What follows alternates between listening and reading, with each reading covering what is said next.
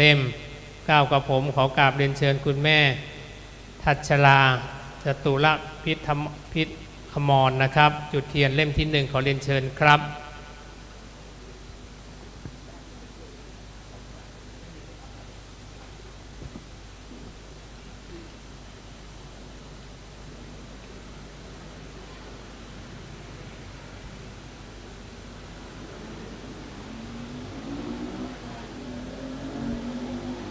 เทียนเล่มที่2นะครับขอรับเกียรติจากคุณอัศภาพรพิพัฒนวิไลนะครับเรียนเชิญครับ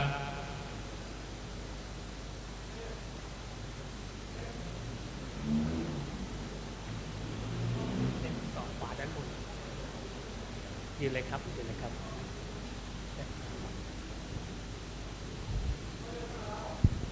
ครับเล่มที่3นะครับกับผมขอเรียนเชิญนะครับคุณรัตน์นีรพัฒนกุลนะครับเรียนเชิญครับ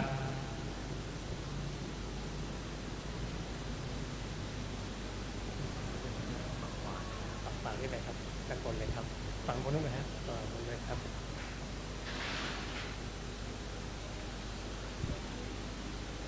ลำดับต่อเล่มที่3นะครับกับผมขอเรียนเชิญนะครับคุณรัตน์นีรพัฒนกุลนะครับเรียนเชิญครับ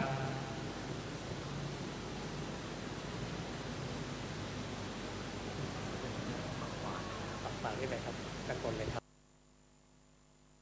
เล่มที่3นะครับกับผมขอเรียนเชิญ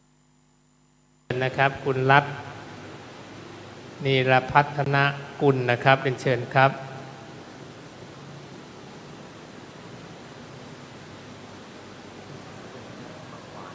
ฝั่งนี้เลยครับด้านบนเลยครับเล่มที่3นะครับกับผมขอเรียนเชิญ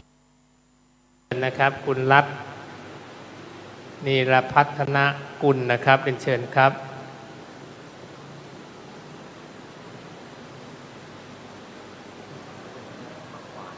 ฝั่งนี้เลยครับด้านบนเลยครับเล่มที่3นะครับกับผมขอเรียนเชิญนะครับคุณรัตน์นีรพัฒนกุลนะครับเรียนเชิญครับ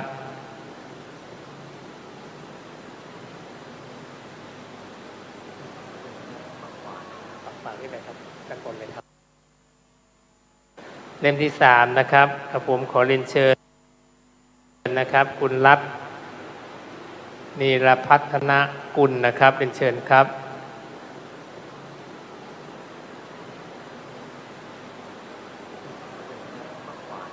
ฝั่งนี้เลยครับด้านบนเลยครับ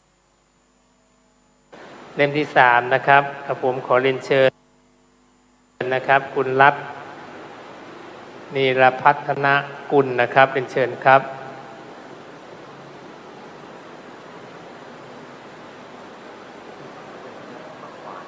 ฝั่งนี้เลยครับด้านบนเลยครับเล่มที่3นะครับกับผมขอเรียนเชิญนะครับคุณรัตน์นีรพัฒนกุลนะครับเรียนเชิญครับ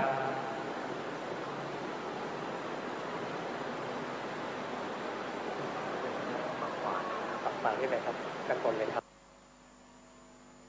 เล่มที่3นะครับกับผมขอเรียนเชิญนะครับคุณรัตน์นีรพัฒนกุลนะครับเรียนเชิญครับ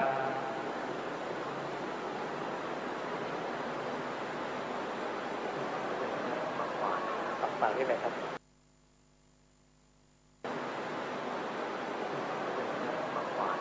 ฝั่งนี้เลยครับด้านบนเลยครับเล่มที่3นะครับกับผมขอเรียนเชิญนะครับคุณรัตน์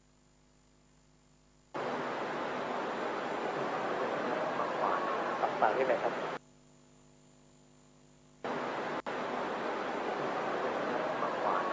ฝั่งนี้เลยครับด้านบนเลยครับเล่มที่3นะครับกับผมขอเรียนเชิญนะครับคุณรัตน์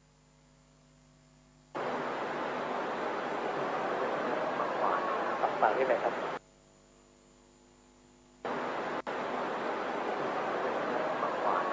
ฝั่งนี้เลยครับด้านบนเลยครับเล่มที่3นะครับกับผมขอเรียนเชิญนะครับคุณรัตน์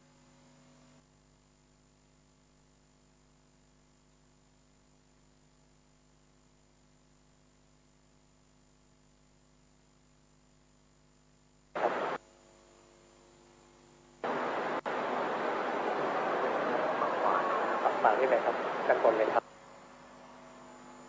เล่มที่สามนะครับกับผมขอเรียนเชิญ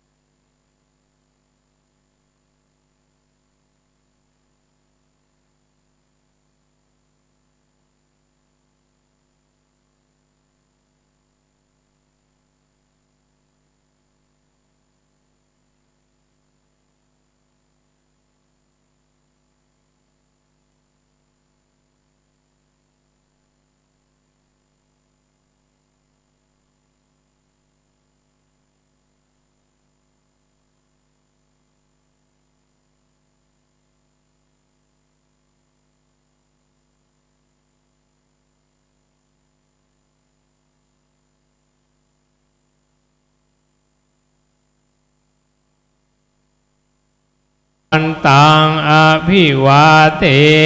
มิสวากขาโตพระขวันมาสามิสุปฏิปันโน